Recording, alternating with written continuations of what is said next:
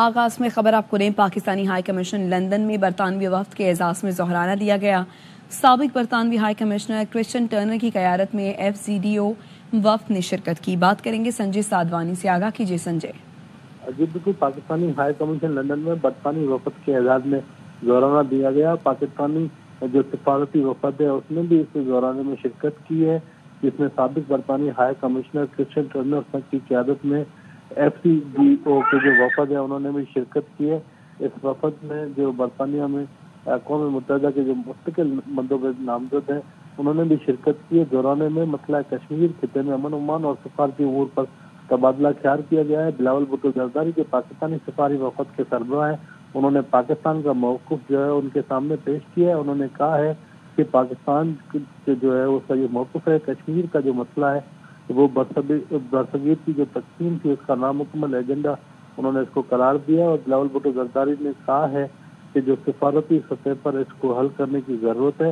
پاکستانی سفارتکار اس کے علاوہ مذاکرات اور کشیر کے خاتمے پر انہوں نے زور دیا ہے۔ پاکستان کا موقف جو ہے وہ بلاول بھٹو زرداری نے پیش کیا کہ پاکستان امن چاہتا ہے، پاکستان کسی بھی صورت جنگ نہیں چاہتا۔ برطانیہ کے جو تھنک ٹینکس ہیں انہوں نے درخواست کی ہے کہ وہ مثبت تعمیری کردار اس متعلق ادا کریں۔ اس کے ساتھ ساتھ اس ملاقات میں پاکستان اور برطانیہ کے درمیان دیر پر جو علاقے امن ہے اس کے لیے تعاون جاری رکھنے پر بھی اتفاق کیا گیا ہے۔ بلاول بھٹو زرداری کی جانب سے یہ کہا گیا ہے کہ جو برطانیہ کے اراکین پارلیمنٹ ہیں، جو برطانیہ کے اقوام متحدہ کے مستقل نمائندے ہیں، انہوں نے جو مسئلہ کشمیر پر پاکستان کے موقف کی تائید کی ہے، اور انہوں نے کہا ہے کہ مسئلہ کشمیر کے لیے وہ ہر فورم پر جو آواز اٹھائیں گے۔ بلاول بھٹو زرداری نے کہا کہ پاکستان کسی بھی دہشت گردوں کی پشتپناہی نہیں کرتا۔ پاکستان دہشت گردی کا سب سے زیادہ شکار ملک ہے، اور پاکستان ہر صورت میں چاہتا ہے کہ دنیا بھر سے دہشت گردی ختم ہو۔ ٹھیک ہے، شکریہ آپ کا۔ خبر آپ کو دیں کراچی سے، جہاں پر سعید آباد پولیس ٹریننگ سینٹر کے قریب گاڑی کی موٹر سائیکل کو ٹکر، حادثے میں پولیس اہلکار جاں بحق، لاش اسپتال منتقل کر دی گئی۔ عدنان راجپوت ہمارے ساتھ موجود ہیں۔ آگاہ کیجیے عدنان۔ جی بالکل، یہ سعید آباد پولیس ٹریننگ سینٹر ہے جہاں نامعلوم گاڑی کی ٹکر سے موٹر سائیکل سوار جہاں بحق ہوا ہے۔ ریسکیو کام کا بتانا ہے کہ جہاں بحق ہونے والا شخص پولیس اہلکار ہے، جس کی شناخت آصف کے نام سے کی گئی ہے۔ لاش کو ضابطے کی کارروائی کے لیے اسپتال منتقل کر دیا ہے۔ پولیس کا بتانا ہے کہ جائے وقوع اور اطراف کی CCTV فوٹیجز حاصل کی جا رہی ہے، اور فرار گاڑی جو ہے اس کی تلاش بھی شروع کر دی گئی ہے۔ جی ٹھیک ہے، شکریہ آپ کا۔ سرکاری ملازمین کی تنخواہوں میں 10% اضافہ، سولر پینل سستے کرنے کے بجائے مہنگے ہو گئے۔ وفاقی بجٹ قومی اسمبلی میں پیش کر دیا گیا۔ وزیر خزانہ نے بجٹ تقریر میں کہا نئے مالی سال میں حکومت کی مجموعی اخراجات 17,573 ارب روپے ہوں گے، 8,207 ارب روپے سود ادائیگی پر خرچ ہوں گے۔ PSDP کا حجم 1,000 ارب ہوگا۔ وفاقی حکومت کے تمام ملازمین گریڈ 1 تا 22 کی تنخواہ میں 10% اضافہ تجویز کیا جا رہا ہے۔ 1 سے زائد پینشن کا خاتمہ۔ ہماری حکومت بیرون ملک پاکستانیوں کو سہولیات دے گی، سستے قرضوں کی فراہمی کی جائے گی۔ $2 ارب کا اضافہ ہو چکا ہے۔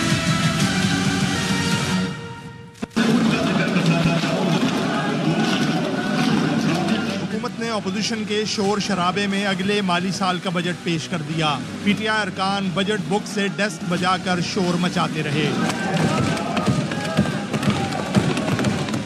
وزیر خزانہ محمد اورنگزیب نے بجٹ تقریر میں بتایا ترسیلات زر پہلے 10 ماہ میں 31% اضافے سے 31.2 ارب ڈالر ہو گئے۔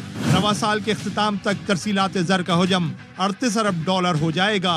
زر مبادلہ کے ذخائر میں 2 ارب ڈالر کا اضافہ ہو چکا ہے۔ سال کے اختتام تک ذخائر 14 ارب ڈالر ہو جائیں گے۔ ترسیلات زر موجودہ مالی سال کے پہلے 10 ماہ میں 31.2 ارب ڈالر تک پہنچ گئی۔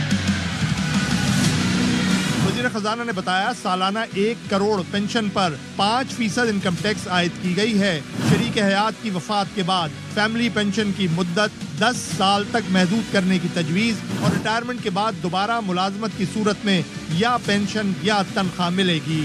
شریک حیات کے انتقال کے بعد فیملی پینشن کی مدت 10 سال تک محدود۔ بینک سے 50,000 روپے سے زیادہ کیش نکلوانے پر ٹیکس کی شرح بڑھا دی گئی۔ اب 300 के बजाय 600 रुपए कटौती होगी। नॉन फाइलर को रकम निकलवाने पर 0.6% टैक्स के बजाय 1% देना होगा। गैर रजिस्टर्ड कारोबारों के खिलाफ सजाएं बढ़ाने की तजवीज है। उनके बैंक अकाउंट मुंजमद, जायदाद की मुंतकली पर पाबंदी और कारोबारी जगह सील की जा सकती है। सेल्स टैक्स चोरी रोकने के लिए सख्त इक़दामात मुतारिफ किए जा रहे हैं। बैरून मुल्क से फ्रीलांसिंग या सोशल मीडिया के जरिए कमाने वालों पर इजाफी टैक्स लगेगा। वज़ीर खजाना ने बताया 10 वजारतों के मुलाजमों की तादाद कम करने की मंजूरी दे दी। 45 हुकूमती इदारों और कंपनियों की निजकारी होगी या खत्म होंगे।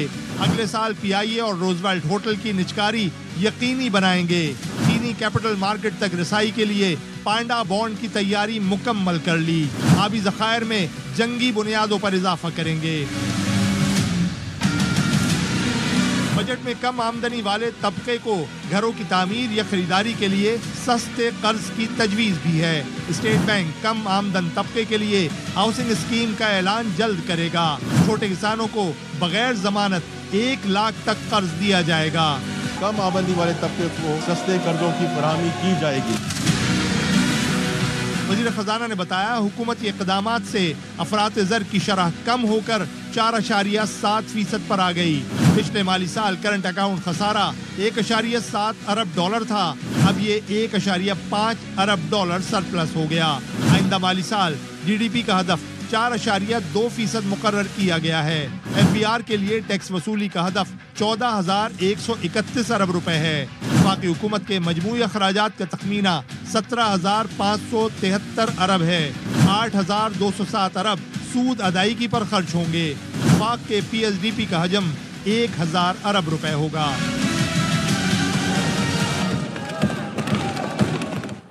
दिफा बजट में 20% इजाफा। आइंदा माली साल में दिफा के लिए 2,500 अरब रुपए मुख्तस।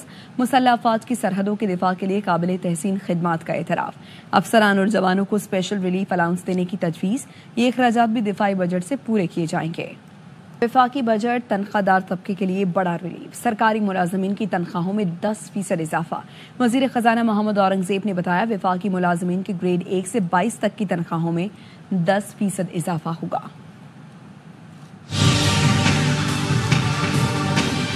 हुकूमत ने अपनी माली मुश्किलात के बावजूद सरकारी मुलाजमीन के लिए रिलीफ इक़दामात का फैसला किया है। वफाकी हुकूमत के तमाम मुलाजमीन ग्रेड 1 ता 22 की तनख्वाह में 10% इजाफा तजवीज़ किया जा रहा है। रिटायर्ड मुलाजमीन की पेंशन में 7% इजाफे की तजवीज़ है। मजदूर मुलाजमीन के लिए खसूसी कन्वेंस अलाउंस को माहाना 4,000 से बढ़ाकर 6,000 कर दिया जाएगा। अहल मुलाजमीन को 30% की शरह से डिस्पैरिटी रिडक्शन अलाउंस देने की तजवीज़ है। वफाकी बजट में तनख्वाहदारों के लिए टैक्स स्लेब्स में कमी कर दी गई। सालाना 6 से 12 लाख तक तनख्वाह पर टैक्स की शरह 5 से कम होकर 2.5% होगी। वजीर खजाना ने बताया 12 लाख आमदन पर सालाना टैक्स की रकम 30,000 रुपये से कम करके 6,000 करने की तजवीज़ है। 22 लाख तक तनख्वाह पर टैक्स की शरह 15% से कम करके 11% मुकर्रर। वज़ीर आज़म पाकिस्तान की हमेशा ये कोशिश रही है कि तनख्वाहदार तबके पर टैक्सों के बोझ को कम से कम किया जाए। 6 लाख रुपए और 12 लाख रुपए तक तनख्वाह पाने वालों के लिए टैक्स की शरह 5% से कम करके 2.5% कर दी गई है। 22 लाख रुपए तक तनख्वाह लेते हैं उनके लिए कम से कम टैक्स की शरह 15% की बजाय 11% करने की तजवीज़ है। 22 लाख रुपए से 32 लाख रुपए तक तनख्वाह लेने वालों के लिए टैक्स की शरह 25% से कम करके 23% करने की तजवीज़ है। वफाकी बजट पर मुल्क के ताजरों और सनतकारों का मिला जुला रद्द-ए-अमल सामने आया है। कराची के ताजरों और सनतकारों का कहना है तनख्वाहदार तबके के टैक्सों में कमी खुशाइंद है। कारोबारी आमदनी पर भी टैक्सेस कम किए जाएं। क्लास के ऊपर कम की गई है टैक्स। फेडरेशन उसको बहुत अप्रिशिएट करती है। बिजनेस इनकम के ऊपर भी हमारा ये मुतालबा है कि उसको भी कम किया जाए।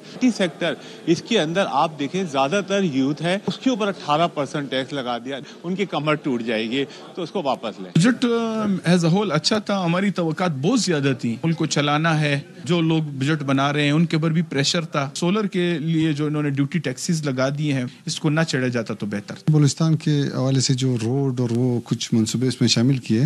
ہم اس کا خیر مقدم کرتے ہیں اور اس دفعہ بجٹ کافی بنسبت باقی سالوں سے اچھا ہے. اس بجٹ میں ہماری جو توقعات تھی حکومت سے وہ ہمیں نظر نہیں آئی. تو سولر پہ انہوں نے 18% GST لگا دیے. وہاں ایک سستی بجلی تھی وہ بھی انہوں نے ختم کر دی. انڈسٹری کے لیے, ایکسپورٹ کے لیے, لوکل مینوفیکچرنگ کے لیے جو کہ بہت فرینڈلی بجٹ نہیں تھا. ہم لوگ ایکسپیکٹ کر رہے تھے کہ کاسٹ آف پروڈکشن کم کرنے کے لیے بجلی کی پرائسز 9 سینٹ پہ لائیں گے. ریلیف تو بڑی دور کی بات ہے. میں یہ سمجھتا ہوں جو کنٹینیوٹی تھی پچھلے جو کچھ ہمیں انسینٹیو یا ریلیف تھی ایکسپورٹ کو وہ بھی ختم کر دی گئی ہے. ایکسپورٹ کو پروموٹ کرنے کی بجائے بہت ہی زیادہ ڈسکریج کیا گیا ہے. سیالکوٹ کے بزنس مین ہونے کے ناطے ایز ایکسپورٹر ہمارا ایک ہی مطالبہ تھا کہ ہمیں FTR کو بحال کیا جائے. بجلی کے ٹیرف چونکہ ریوائز نہیں کیے گئے جس سے بزنس مینوں کے لیے مشکلات پیدا ہوں گی. تنخواہ دار طبقے بوجھ اٹھایا. سوال سے اشرافیہ نے کتنا بوجھ اٹھایا؟ وزیر اعظم شہباز شریف کا وفاقی کابینہ کے اجلاس سے خطاب. کہا وقت آ گیا ہے, اب ہم نے اقتصادی ترقی حاصل کرنا ہے. بھارت سے جنگ میں فتح کے بعد پوری قوم متحد ہے. ایسا موقع صدیوں میں ملتا ہے. بجٹ میں اب کو جھٹکا. بجلی پیٹرول مزید مہنگا ہوگا. پیٹرول ڈیزل مٹی کے تیل پر فی لیٹر 2.5 روپے لیوی لگا دی گئی ہے. وفاقی حکومت کو بجلی کی خریداری پر سرچارج بڑھانے کا اختیار مل گیا جس سے بجلی کے نرخ بڑھ سکتے ہیں. درآمدی اشیاء میں سے کافی, چاکلیٹ, سیریل بارز اور پیٹ فوڈز مہنگا ہوگا. بیکری اشیاء پر 10% سیلز ٹیکس عائد کر دیا گیا جس کے نتیجے میں وہ مہنگی ہوگی. فاسٹ فوڈ اور پروسیسڈ فوڈ پر ایکسائز ڈیوٹی لگنے سے چپس, نوڈلز, درآمدی ڈرنک, آئس کریم, بسکٹس اور فروزن فوڈ مہنگے ہوں گے. چھوٹی گاڑیاں بھی مہنگی ہو جائیں گی. کوریئر سروس اور ای کامرس پر 2% ٹیکس عائد. کھاد, کیڑے مار ادویات اور زرعی مشینری پر 18% جنرل سیلز ٹیکس عائد. درآمدی سولر پینل بھی 18% سیلز ٹیکس کی وجہ سے مہنگے ہوں گے. قیمتی موبائل فونز, درآمدی خوردنی اشیاء پر سیلز ٹیکس بڑھا کر 25% کر دیا گیا. سگریٹ اور مشروبات ٹیکس کم ہونے سے سستے ہوں گے. 5 سال پرانی درآمدی گاڑیاں سستی ہوں گی. Radio, T V, wireless micro phone سستے ہوں گے. ادویات کی قیمت میں کمی آئے گی. نان فائلرز کے لیے اسلام آباد میں جائیداد کی خریداری پر سٹامپ ڈیوٹی 2% کر دی گئی. فائلر کے لیے سٹامپ ڈیوٹی 1% ہے. بینک سے 50,000 نکلوانے پر 300 کے بجائے 500 روپے کٹیں گے.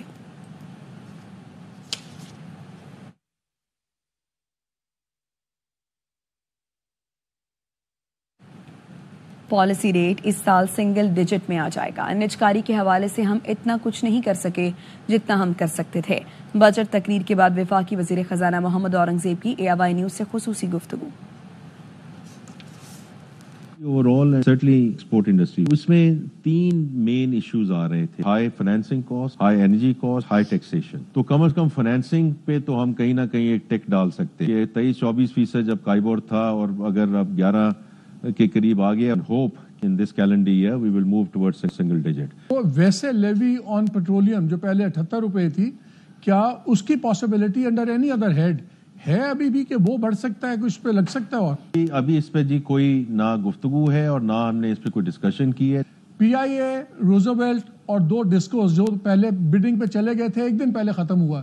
کیا یہ 4 ایسٹ ہم اگلے 12 مہینے میں اس فائنینشیل ایئر میں کر لیں گے سیل آف؟ PIA کی کو ایز یو نو 1.5 مہینے پہلے ری لانچ کر دیا گیا ہے. Again we have lot of interest اور میں کافی چیزیں ہو بھی گئی نا جو ان کو فسکل انسینٹیو چاہیے تھے وہ IMF کی مدد سے مل گئے. یورپین روٹس کھل گئی, اللہ کرے یہ UK روٹس بھی کھل جائیں. روزویلٹ بھی از ان ایڈوانس سٹیجز اور کم از کم اب 3 ڈسکوز ہیں.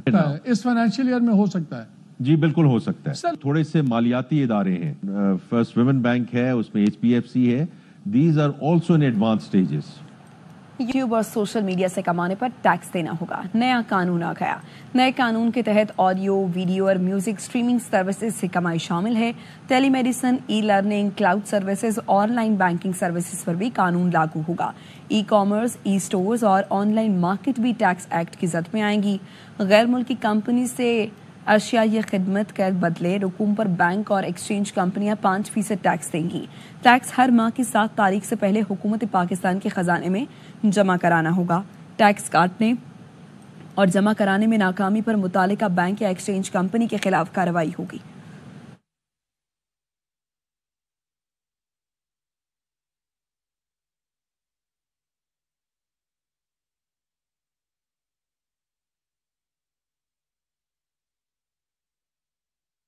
وفاقی بجٹ کے اعداد و شمار پر کراچی کی تاجر برادری کی کڑی تنقید۔ بجٹ میں ای کامرس، تجارت، زراعت اور صنعت کے فروغ کی کہیں کوئی بات نظر نہیں آتی۔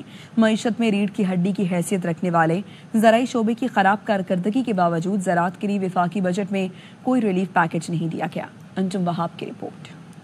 حکومت کا آئندہ مالی سال کا بجٹ کاروباری طبقے کو مطمئن نہ کر سکا۔ کراچی چیمبر کی زراعت کمیٹی کے سربراہ نوشیروان مغل کا کہنا تھا کہ پاکستان موسمیاتی تبدیلی میں سب سے زیادہ متاثرہ ملک ہے، تاہم موسمیاتی تبدیلی کے لیے محض 5 ارب روپے مختص کیے گئے۔ زرعی شعبے کو وفاقی بجٹ میں نظر انداز کیا گیا۔ زرعی شعبے کے بنیادی مسائل کے حل پر توجہ نہیں دی گئی۔ جب تک آپ اچھا سیڈ نہیں دیں گے فارمر کو، جب تک آپ اچھا فرٹیلائزر نہیں دیں گے، اچھی پیسٹی سائڈ نہیں دیں گے، کلائمیٹ چینج ہو رہا ہے، کلائمیٹ چینج کی آپ کے پاس کیا پالیسیز ہیں؟ تو مجھے بالکل بھی کوئی ایسی پالیسی نظر نہیں آئی کہ آپ اپنے ریڑھ کی ہڈی کے لیے آپ کیا کام کر رہے ہیں۔ جو بجٹ میں نے سنا ہے اور جو میں نے پڑھا ہے، جتنا بھی آیا ہے، یہ عوام دوست بجٹ نہیں ہے اور یہ تاجر دوست بھی نہیں ہے۔ کراچی چیمبر کے سابق صدر انجم نثار کا کہنا تھا کہ ای کامرس پر سیل پرچیز پر ٹیکس عائد کیا، جو درست نہیں۔ بے روزگار نوجوان ای کامرس کے ذریعے پیسہ کماتے تھے، یہ نہیں ہونا چاہیے۔ بچوں کو روزگار نہیں مل رہا، اس کے باوجود آئی ٹی میں 18% ٹیکس لگا دیا گیا۔ ینگسٹرز کو، فری لانسرز کو آپ بوسٹ کریں، انویسٹمنٹ دیں، ایس ایم ای سیکٹر کو سپورٹ کریں تاکہ نوجوان آگے بڑھ سکے، اپنے ڈریمز انٹرپرینور کریٹ کریں پاکستان میں، جو ہم نہیں کرنے پا رہے۔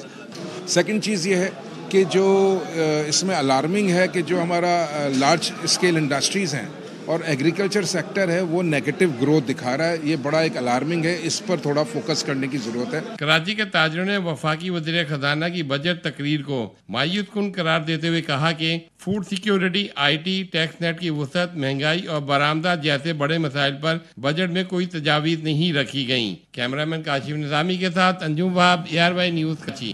لاہور چیمبر نے وفاقی بجٹ پر ملے جلے رد عمل کا اظہار کیا ہے۔ چیمبر صدر میاں ابوذر شاد اور دیگر عہدیداران کا کہنا ہے کہ بجٹ مزید بہتر بنایا جا سکتا تھا، اس سے مہنگائی، بے روزگاری میں کمی اور خوشحالی ترقی کی رفتار تیز نہیں بن سکے گی۔ رپورٹ کر رہے ہیں محمد مظہر اقبال۔ شہباز شریف حکومت نے وفاقی بجٹ 2025-26 پیش کر دیا۔ بجٹ کے بعد لاہور چیمبر آف کامرس کے صدر میاں ابوذر شاد نے پریس کانفرنس کرتے ہوئے کہا کہ بجٹ بہتر ہے۔ اصل میں فوج کا بجٹ بڑھانا اتنا ضروری تھا جیسے ہمارے لیے باڈی میں بلڈ ہوتا ہے، تو یہ بجٹ بڑھا کے ہم نے کوئی ایسی احسان نہیں کیا اپنی فوج پہ۔ FPCCI کے سابق صدر میاں انجم نثار، سینئر نائب صدر لاہور چیمبر انجینئر خالد عثمان اور چیئرمین پیاپ فہیم الرحمان سیگل نے کہا کہ بجٹ سے سرمایہ کاری کا ماحول نہیں بنے گا۔ ٹیکسز کے جو معاملات تھے آلریڈی کچھ لوگ تو ٹیکس کے نیٹ سے باہر ہیں، ان کو سسٹم کے اندر صحیح معنی میں لانے میں ہماری بیوروکریسی اور ہمارے FDR اور گورنمنٹ ناکام ہو چکی ہے۔ ہم نان فائلر کو کوئی چیز خریدنے سے روکنے کی بجائے اگر ہم اس کو خریدنے دیں اور اس کے بعد اس سے جا کے یہ پوچھیں کہ یہ آپ نے کس کے پیسے سے خریدی ہے۔ دنیا میں جہاں بھی ترقی ایک سپیڈ سے ہوئی ہے وہ SME سیکٹر کی وجہ سے ہوئی ہے، تو میں نے آبزرو کیا ہے کہ SME سیکٹر میں بھی کوئی خاص اس کو لیے کوئی خاص انسینٹیو نہیں رکھا گیا۔ ہمارا مطالبہ تھا کہ اس میں ان کو انسینٹیو دیا جائے۔ صنعت کاروں اور تاجروں نے بجٹ کی حتمی منظوری سے قبل سمگلنگ کی مکمل روک تھام، خسارے والے اداروں کی فروخت سمیت دیگر قومی مفاد کے منصوبوں کے اقدامات واضح کرنے کا مطالبہ بھی کیا۔ کیمرہ مین احمد بٹ کے ساتھ محمد مظہر اقبال، ARY نیوز، لاہور۔ ترجمان امریکی محکمہ خارجہ ٹیمی بروس کا کہنا ہے کہ انڈر سیکرٹری ایلس ہوکر کی پاکستانی سفارتی وفد سے ملاقات ہوئی۔ پاکستانی سفارتی وفد سے ملاقات میں جنگ بندی کی حمایت کا اعادہ کیا گیا۔ شکر ہے پاکستان اور بھارت کے درمیان جنگ بندی ہو چکی۔ Tell you that State Department officials, including Under Secretary for Political Affairs Alison Hooker, met with the Pakistani parliamentary delegation during a visit they had to Washington last week. She reiterated U.S. support for the ongoing ceasefire, as you might imagine, thank God, between India and Pakistan. They also discussed important issues to the bilateral relationship, including counterterrorism cooperation. So that meeting occurred. We also know that Deputy Secretary Landau met with the Indian parliamentary delegation last week. And he also reaffirmed the United States' strong support of India in the fight against terrorism and strategic partnership between those. I am not going to discuss the details of those conversations. After the ceasefire between India and Pakistan, President Trump offered to mediate on the issue of Indian-held Kashmir. I was just wondering what kind of follow-up we are expecting, like move forward, like inviting the leadership of both the countries, or like going to support UN Security Council resolution on Kashmir? Well, I obviously can't speak to what's on the mind or the plans of the president. What I do know is I think we all recognize that President Trump, in each step that he takes, it's made to solve generational differences between countries, generational war. So it shouldn't surprise anyone that he'd want to manage something like that. He seems very much to be, and not just seems, but he has been the only one to bring certain people to the table to have conversations that nobody thought was possible. So while I can't speak to his plans, the world knows his nature, and I can't speak to any details of what he might have in that regard. You could call the White House. I have a feeling they would have plenty to say, but it is an exciting time that if we can get to a point in that particular conflict, thank God, but also thank Secretary Rubio and President Trump and Vice President. It is it's a very interesting time, and so it's every day we bring something new, and I hope perhaps something like that can also get resolved before the president. Keeping Americans safe is a top priority of this administration. An American citizen, Gopal Panu, has wrote a letter to Secretary Blinken demanding to put sanctions on Indian agents involved in the assassination attempt. Did you get that letter? What is your opinion? Well, if that's something I can't speak on, but let's take that back and we'll go on from there. दुनिया का ख्याल था ये cease fire है, लेकिन भारत की तरफ से जो बयानात आ रहे हैं वो अमन के नहीं जंग के हैं। बिलावल भुट्टो की लंदन में मीडिया से गुफ्तगू। यही ख्याल था कि ये सीज फायर है। अब जो बयानात आ रहे हैं भारत की हुकूमत की तरफ से वो तो अमन के पैगाम नहीं है, जंग के पैगाम है। तो दुनिया भर में इसको बड़ा संजीदगी के साथ देखा जा रहा है। सीज फायर का फर्स्ट स्टेप होना था कि हमने मजीद बातचीत करके एक परमानेंट पीस की तरफ भरना था, मगर नजर ये आ रहा है कि भारत का एजेंडा ये है कि वो सदर ट्रंप का और इंटरनेशनल कम्युनिटी के इस एफर्ट को अंडरमाइन करना चाहते हैं। और एक बार फिर इसलिए उन्होंने उनका इंटरनल असेसमेंट ये भारत के मिलिट्री सर्किट में कि नहीं बड़ी शिकस्त हुआ है पाकिस्तान के आर्म फोर्सेस के हाथों, हमारा एयरफोर्स के हाथों, तो उसको कॉम्पनसेट करने के लिए ये इस ट्रैजेक्टरी की तरफ बढ़ते नजर आ रहा है। जो जुल्म और ज्यादती कश्मीर के अवाम के साथ हो रहा है, और जब भी जंग होता है तो सबसे ज्यादा जो नुकसान कश्मीरी के साथ होता है। यही वजह है कि हम आज आए हैं यहाँ के मेंबरान पार्लियामान जिन्होंने अपने अपने अंदाज से ये इशू उठाए और आज हमसे वादा किया कि वो उठाते रहेंगे। और जामिया कराची में वाटर कॉरपोरेशन की बौसीदा लाइनों में रसाव का सिलसिला जारी है। जामिया कराची में 36 इंच कतर की लाइन मुतादिद मकामात पर टूट फूट का शिकार है, जिसकी वजह से ईद के आयाम से अब तक हजारों मिलियन गैलन पानी ज़ाया होने हो चुका। लाइन का मुरम्मती काम शुरू कर दिया गया है। अनवर खान की रिपोर्ट। जामिया कराची में वाटर कॉर्पोरेशन की लाइनें इंतहाई बोसीदा और खस्ता हाल हो चुकी हैं। सालों पुरानी आरसीसी पानी की लाइनों में रसाव अब मामूल बन चुका है। पानी की 36 इंच कतर की लाइन में खराबी के बाइस ईद के अय्याम से लेकर अब तक पानी गिरने का सिलसिला बरकरार रहा। पानी बार बार निकल रहा है, या मेरे ख्याल से जो जितना भी पाइप है ना ये पुराने हो चुका है, इसीलिए पानी का प्रेशर की वजह से उसकी वजह से पाइप भी टूटता है। पानी की लाइन में मुतादिद मकामात पर रसाव की बुनियादी वजह पुरानी और बोसीदा लाइनें बन चुकी हैं।